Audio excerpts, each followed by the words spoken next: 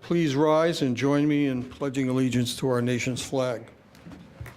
I pledge allegiance to the flag of the United States of America and to the republic for which it stands, one nation, under God, indivisible, with liberty and justice for all.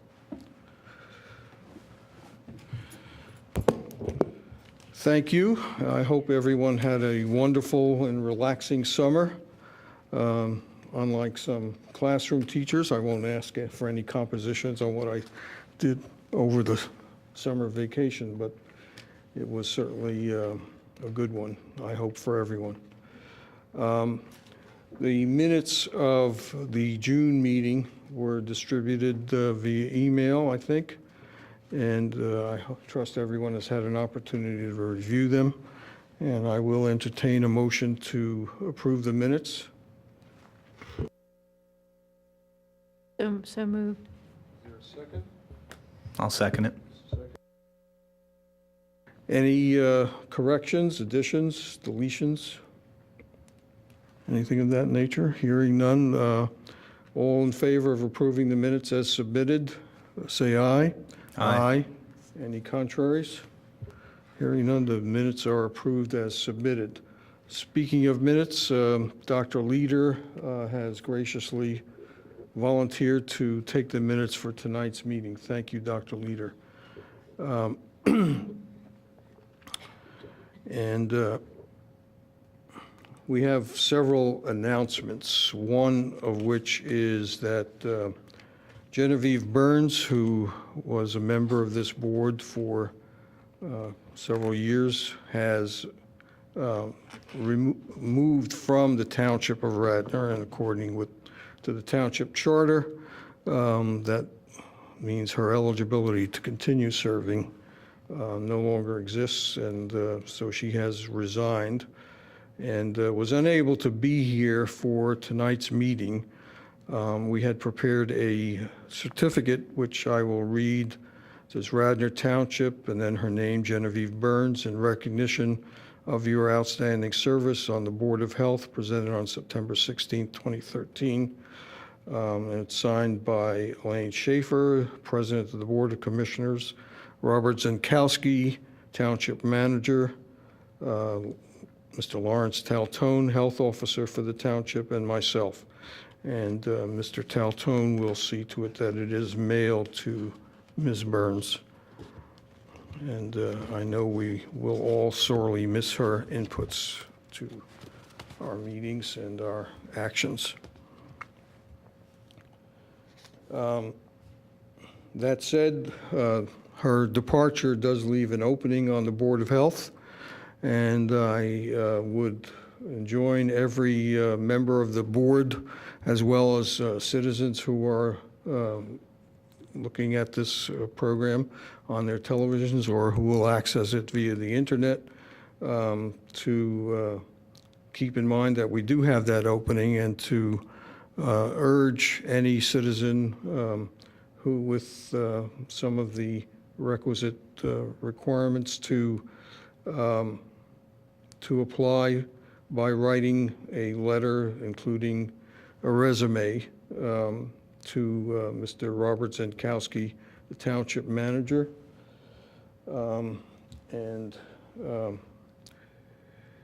What is this exact street address, Mr. Taltone? 301 Iven Avenue, I-V-E-N Avenue. Thank you very much. So that's Mr. Zenkowski's address, and you can write to him, and we'll certainly look forward to having a new member of the board join us in the very near future.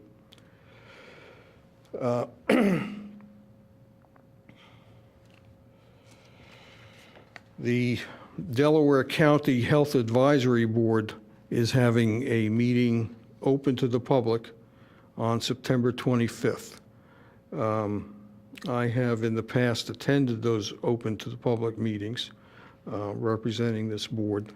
I will, in fact, be unable to attend the meeting on September 25th, but if anyone else on this board can do that, it would be great so that we can have a report back at our October meeting. The meeting is held at the Government Center Building and Media, which is at 201 West Front Street, and it starts at 6 p.m. on September 25th.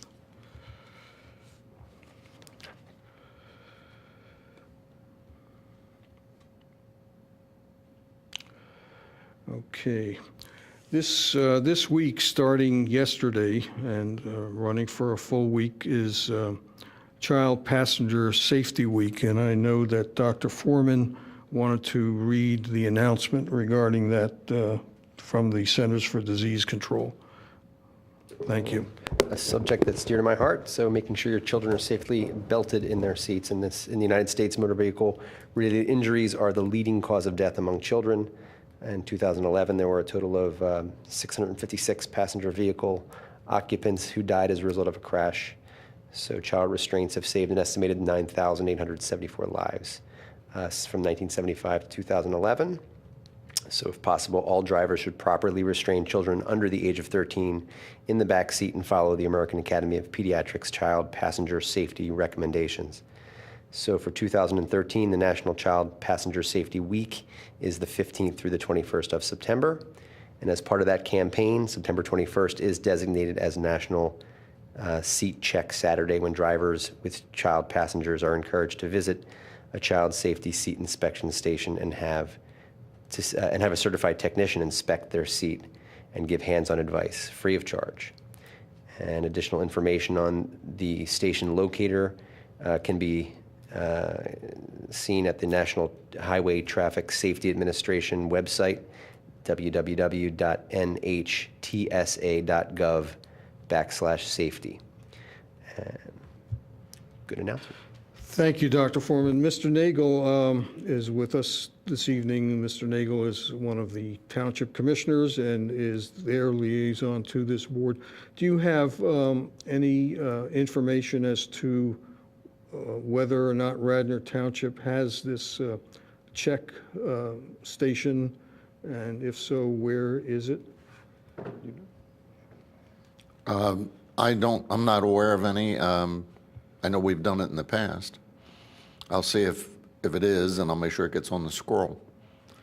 Thank you very much, sir. Okay. The last announcement that I have before turning it over to Mr. Taltone is regarding a K-9 unit for Radnor Township. I just wanted to mention that one other resource for child passenger safety is the Traffic Injury Prevention Program, TIPP, at the Pennsylvania chapter, American Academy of Pediatrics. So if you look at the PAAP.org website, you can call the Academy. The general number is 484-446-3000. If you look at the website, you could find in particular how to contact the Traffic Injury Prevention Program, but there are people who whose job it is to answer any of your questions about car seats and child passenger restraint in general. And they also handle lots of special questions. If your child breaks something and is in some kind of cast or is in a wheelchair or has any kind of special circumstance where you might have particular questions, these certified technicians can answer all your questions. So they are an ongoing resource for you. Thank you for that. I know Dr. Donato wanted to report something on the K-9 unit for Radnor Township. Thanks, sir.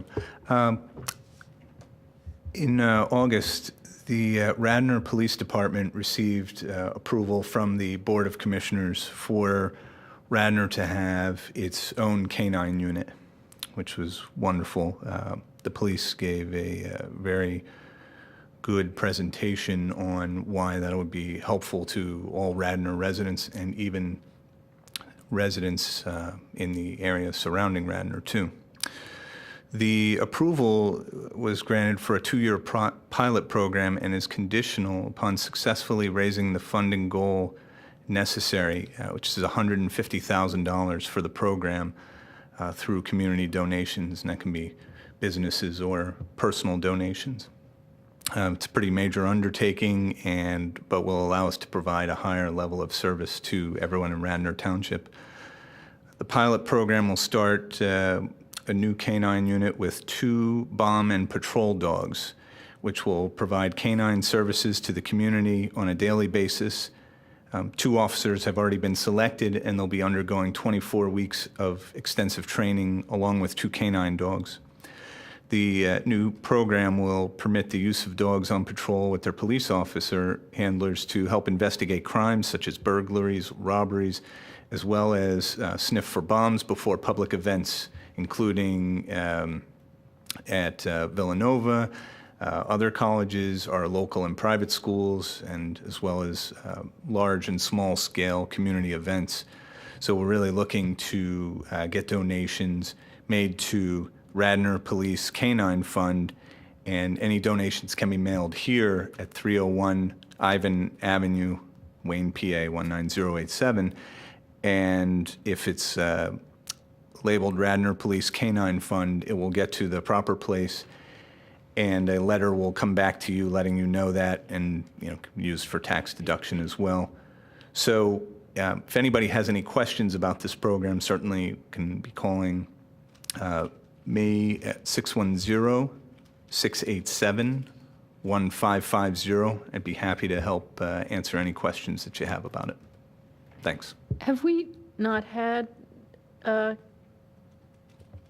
dogs before? Because I drive by someone who's a police officer and his car says canine, It's not Radnor. It may be in the surrounding areas. I know Lower Merion, I believe Newtown Square.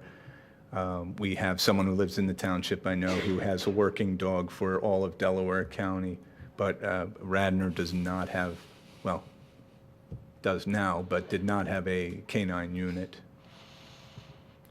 I think Mr. Nagel had a comment. Yeah, I was just going to mention, we have a member of the Delaware County Sheriff's Department Canine Unit who lives in Garrett Hill. So you probably see his car. Thank you. Any more questions of Dr. Donato? I'm assuming that you are the canine unit's veterinarian of record? It seems right now between me and University of Pennsylvania, they have a working dog program there. So we'll be taking care of the dogs, yeah. Good, that's good for the dogs. Okay. I believe that's all the announcements that I have before I ask Mr. Taltone for his announcements and report. Are there any other members of the Board of Health who have other announcements? Mr. Taltone, the floor is yours. Good afternoon to the board members, and I hope everyone had a nice summer. Mr. Kane, Kevin Kane, our liaison from the Radnor School District, has called to inform me that he may be late this afternoon, but he intends to be here. So I just wanted to make that clear. My report consists of June, July, and August of 2013. In addition to my normal routines I did 55 food inspections, 70 bathing places, and 22 quality of life issues. I just want to point out number 9 on that quality of life issues. We had 2 bats in homes. In one of those incidences, one of those bats tested positive for rabies, resulting in the person who lives in that house to get the shots. We also had a few new food facilities you might have noticed in the township. We have a Mexicali Cafe, which is a commissary for outdoor food vendors. They prepare the foods there and then staff the food vendors so that they can go out. We have a new Smash Burgers at 550 East Lancaster. You might have noticed the construction at the Agnes Irwin School. They did some major construction. One of those things is a well-needed and very, very nice cafeteria. It's state-of-the-art. We also have a new insomnia cookies and an Oasis tree juice bar. We had on June the 8th, the Mainline Jazz and Food Festival, which was very successful.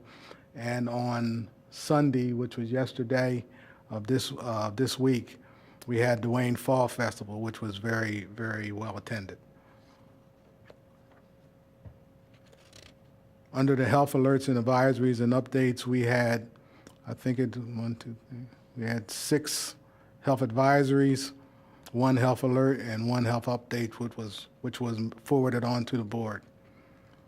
Again, Mr. Hazen noted that the Delaware County Health Advisory Board will be next week on the 25th at 6 p.m. I do plan on attending that meeting.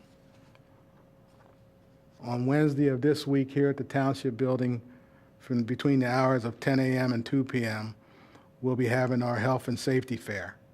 It'll be in this room and in the vestibule out there. We have invited quite a few people, vendors, to set up and show their wares of how they participate in health and safety for the community. One of those tables will be a Radnor Township Board of Health table. If any of the board members have any information that they would like to be placed on that table, please let me know so that I can staff it. And that is September the 18th of this week, from 10 a.m. to 2 p.m. Mr. Taltone, my understanding is that that is open to the public, is it not? It is open to the public. It is definitely open to the public. Last week, we had the Department of Environmental Protection, Intercommunity Health, did some spraying for the mosquitoes. And they did so not only in Radnor Township, but one of the adjoining townships to Radnor. I just want to remind people that they can, if they are hypersensitive to pesticides, that they can still register with the state to get that extra notification. When I get the notifications, I put it on the Radnor Township website, and we highlight the area and do the phone blast so that we can make people know about it as soon as we possibly can. But the hypersensitivity registry is a form that they fill out. It has to be verified by a physician, mailed in, and they'll be given that extra notification. The next thing in your packet you'll find is the Radnor Township Police deer culling report. As we all know, there was some deer culling last year, and one of the issues was that in order for it to be effective, it has to be multi-years. So that report is in the packet, and I think over 11 days they culled 250 deer, which I think was pretty successful.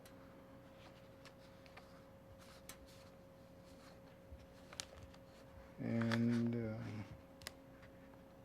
Mr. Chairman, so ends my report. Thank you for that. Are there any questions for Mr. Taltone? I'm aware of some health entities in the township that aren't on this list, and maybe they weren't interested in being on the list, but how do you, for the Health and Safety Fair, so is there a way to get on some list so you're notified when something like this is coming up? So if you're interested in participating, you can, or how do people get on this list? Our chairman of the person who chairs the booth is actually Jim Doling. So I'm hoping that he'll step his head out, peep around the corner, because he heads that portion of it.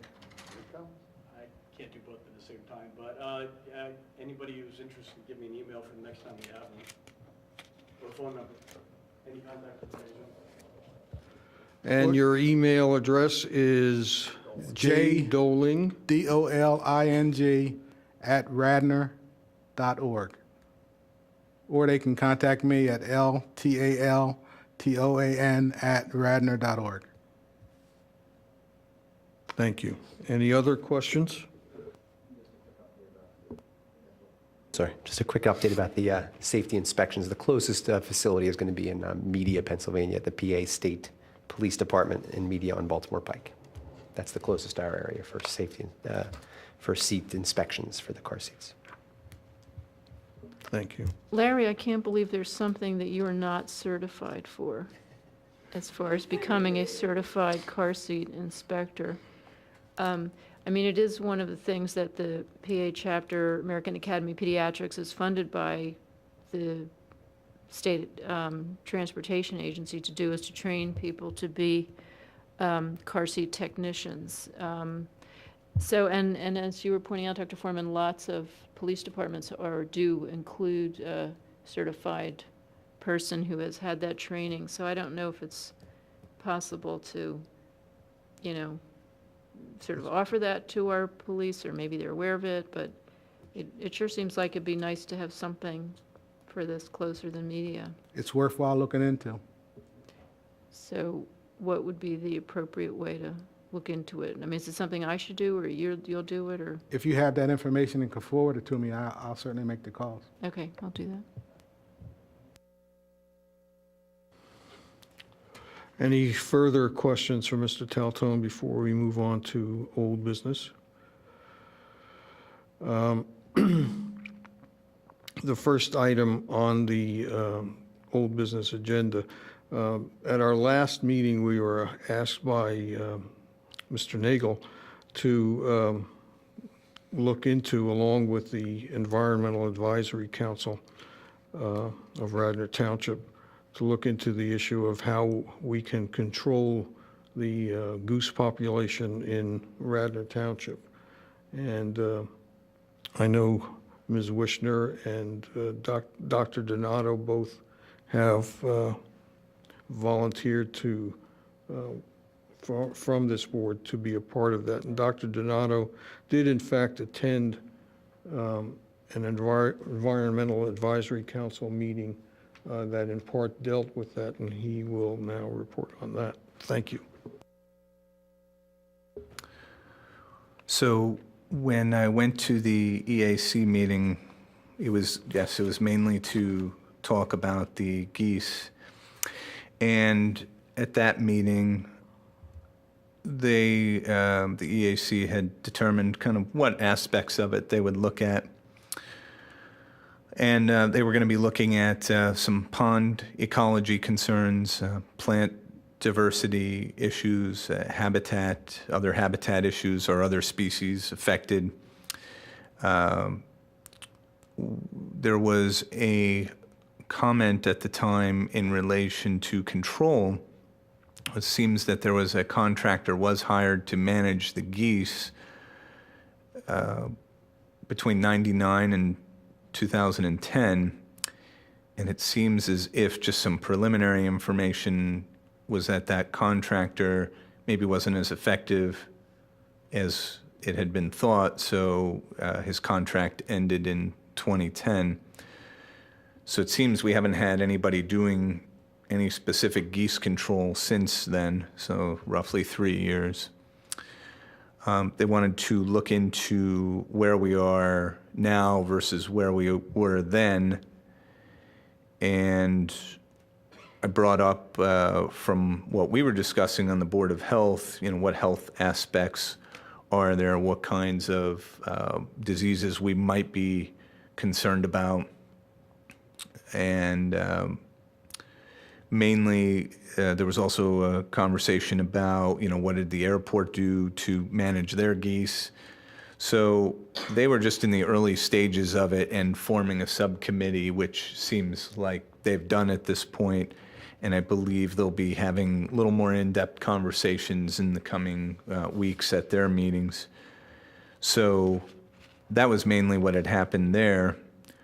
From our end, we've, you know, done some preliminary research, and from a health aspect, you know, again, here's where we have these problems where we want to answer questions as to how many people have become ill from the geese, you know, what diseases are they getting, but a lot of that is private information, unfortunately, that many places, hospitals are just not willing to give, which is very reasonable. Just it makes it hard for our purposes of defining, is this a true public health issue?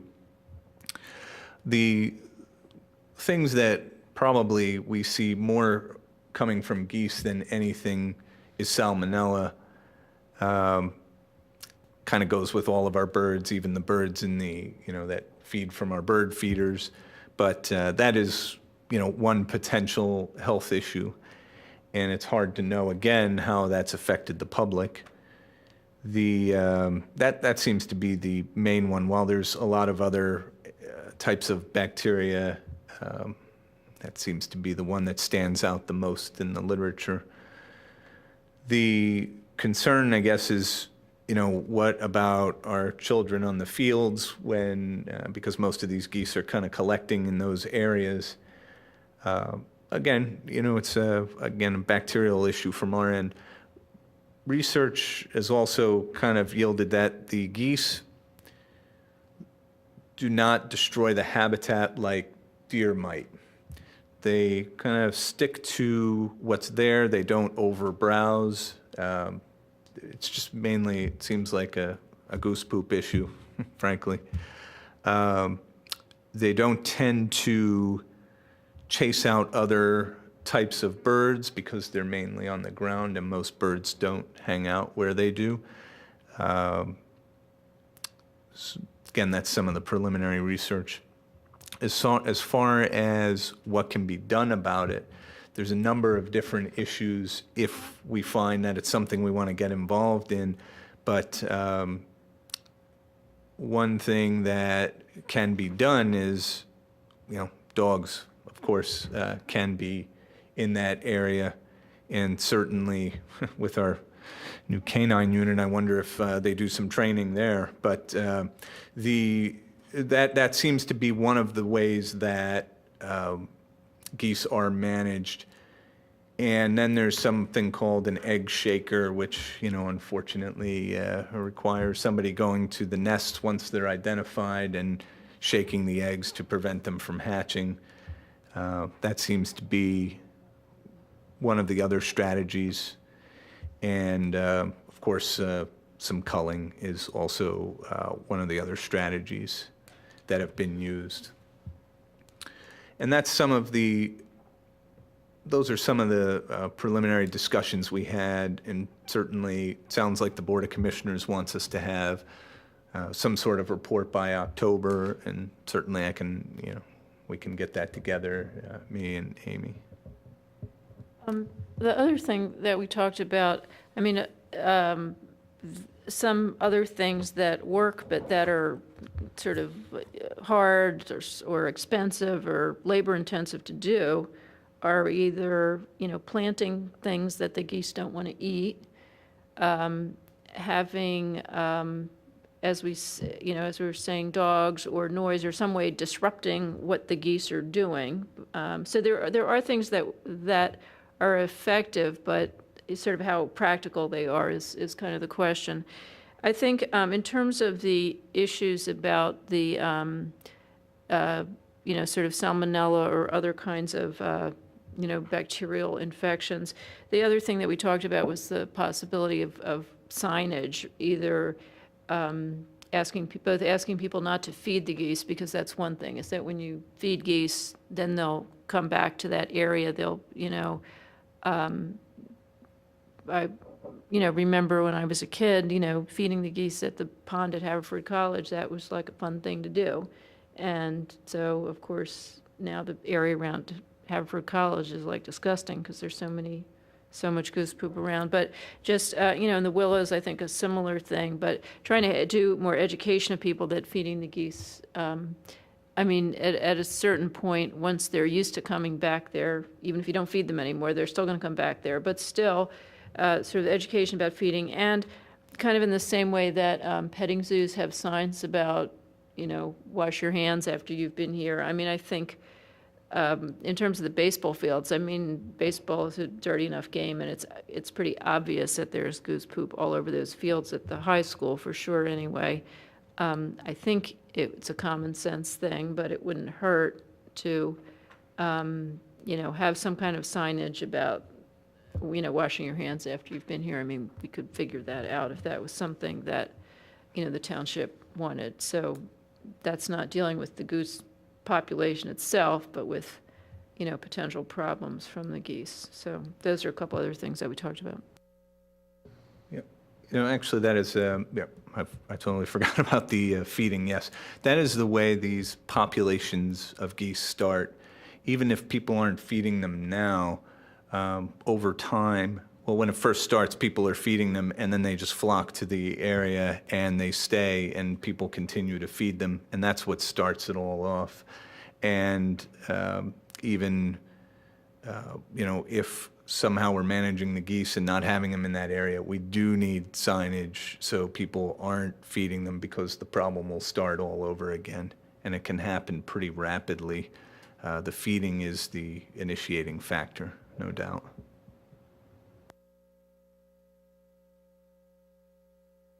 Mr. Nagel? The real issue that I was hoping to hear back from you is the one about what diseases. Just the nuisance of the geese alone is enough motivation to try to address the situation, but if there's any diseases, that gives further impetus. There is signage, but probably what we need to do is explore more signage. And we're going to be replanting the stream banks and around the pond.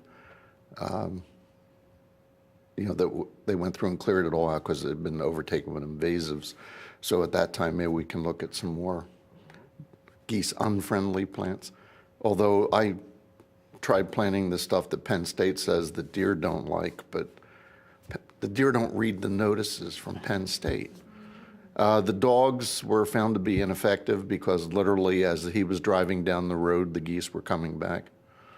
So it's almost like you would need a permanent dog, which is a possibility. Larry loves dogs.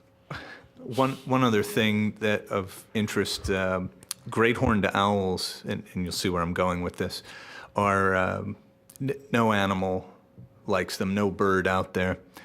And so they have these at the hardware stores too, where they're fake great horned owls that I know work because I had a Canada goose invasion in my kids' playhouse in our yard.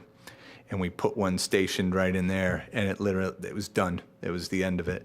So these are other options. It would be a little more challenging with some of these bigger spaces to have, 10 great horned owls, but they're very inexpensive and they do work. But again, another option to explore, and along with we were talking about swans as well as an option because they tend to get away, keep these flocks away. With that being said, then there's swan poop. So, it's give or take on that one. There is a pond. It belongs to a private club across from Wayne Elementary School, where a huge flock of geese in the past has been, and they fly off from there and they make a terrific racket. So when you're within half a mile of that pond that there are geese there. But of late, in the last couple of months, as you were speaking, I can't recall seeing any there, and I'm wondering if we know what, if anything, they've done, the private club has done. The pond is totally empty the last 10 times that I've walked past there.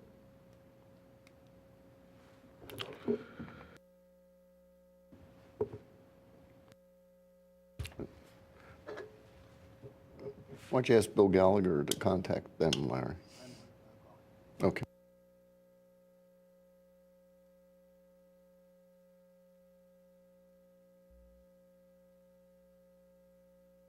Thank you for that report.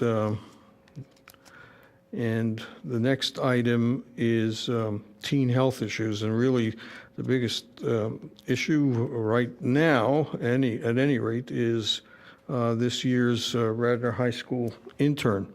One of the reasons Dr. Leader is taking minutes tonight is because we do not have an intern who, in part, has done that as part of their assignments. And I know Dr. Leader and Ms. McCarthy have both had some thoughts about this and have done some work over the summer.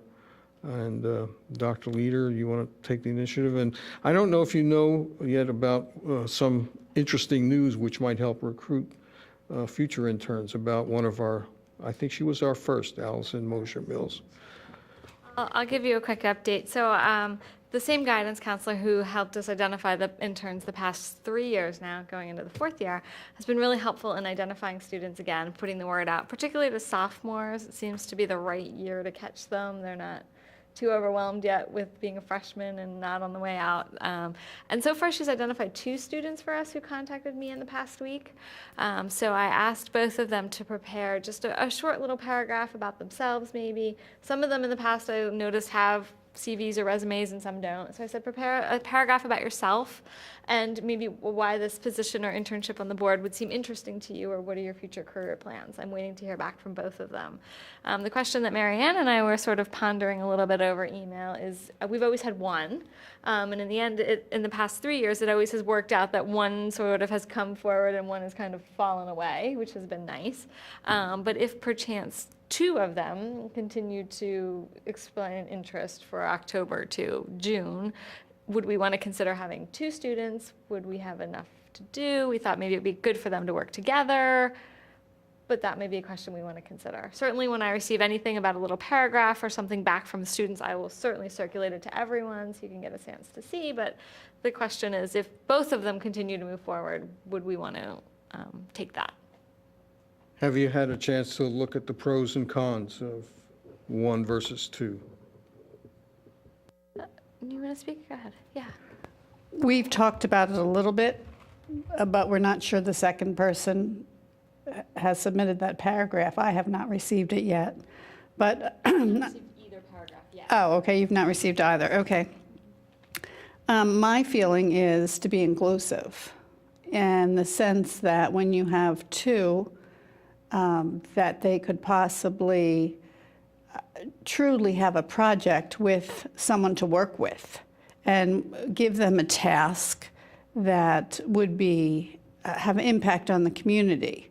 For example, this health fair Wednesday, there are so many things as I'm sitting here writing that would be wonderful that they could clearly have worked on all year to put in place and given it to Mr. Taltone for Wednesday from their perspective. But young people do like to work with someone and not in isolation. So that would be how I would personally feel. Now, yes, it is, you know, if they're both going to show up, we would expect them both to come to the meetings, that kind of thing, and hold them to that responsibility. But I think we might actually get something done, or they could get something done for the community. And I believe that's the purpose. Thank you. Anybody else have any input along that? I mean, I don't see any cons. I only see positive things from it. I like the idea of 2 as well. They can work on a project, and maybe even at one of the meetings, they can put together like a 15, 20-minute PowerPoint. So, because one of the big goals of the Board of Health is to educate, and I think that'd be perfect for them to help educate the residents of Radnor. I think we have a consensus then. We'll go for 2 if hopefully we can get 2. If both of them come through and I get paragraphs from both, I'll forward it to both of you, and we'll see how things work out over the next couple weeks. Hopefully we'll have 2 to join us in October. Dr. Donato, you would like to give an update to our first intern? This is a good story. Let me first acknowledge that Kevin Kane, the Radnor Township School District Liaison, is here with us. He's come from a previous meeting. Mr. Kane, we were just talking about this year's intern, Radnor High School intern, and as in previous years, we are going to look at, when we have already, as Dr. Leader and Ms. McCarthy have reported, we've been in touch with 2 students from Radnor High School have come forward, And the consensus of this board is that if both continue to show an interest and respond with the paragraphs that they've been asked to write up about why they're interested and what their possible future career plans are and so forth, that we might benefit from having, and the interns might benefit from having 2 interns here, and then they could work as a team, which might prove beneficial to us and to them. I'm sorry. Yeah. Our first intern was Allison Mosier Mills, and I ran into her parents at the back-to-school night at the high school. So just to give a little update and hopefully spark some interest from others, but she's gone on to major. So she graduated from Radnor High, and she's gone on to major in biomedical sciences and global health. And I thought that was great, and I'm glad that we could have one of our interns kind of continue on with the public health aspect of things. We know she owes it all to her internship here, so that's great. All right, any questions or further comments about the internship? And we'll look forward to future reports from you both. Chapter 115, the ordinance number 2013-14 was passed by the Radnor Township Board of Commissioners, and I'll just read from the opening paragraph. It's an ordinance of Radnor Township, Delaware County, Pennsylvania, amending Chapter 115, Animals of the Code of the Township of Radnor by providing for new regulations pertaining to the vaccination of dogs and cats, seizure of unlicensed and/or unvaccinated dogs and cats, procedures for rabies vaccination and the quarantine of high-risk animals, and procedures for the control of dogs and cats running at large. That ordinance will hopefully shortly be on the township's website, and I would encourage any interested citizen to visit that website for that reason. If for no other, there's a lot of other interesting information there about the activities of the township, but you can access that website at www.radnor.org. That's www.radnor.org. It's COM, not org.